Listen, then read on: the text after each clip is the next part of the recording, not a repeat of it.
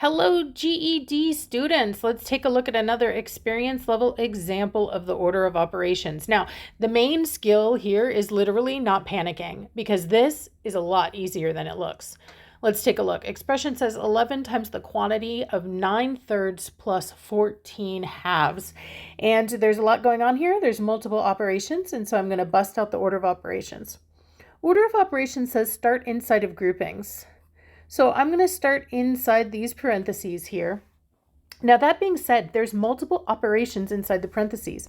We can see that there's division, there's addition, and there's division again. You might say, Kate, those are fractions. And I say, yes, but one way to think about fractions is as an act of division. Now, if you can't do the division, that's one thing. But on both of these, you can do the division. 9 divides by 3 perfectly. 9 divided by 3 is 3. And I'm going to do the division before I do the addition and subtraction because even inside of groupings, you follow the order of operations. And 14 divided by 2 is 7. Grouping that up, you can see this is much less scary. My fractions disappeared. Well, I still need to work in that grouping. 3 plus 7 is 10.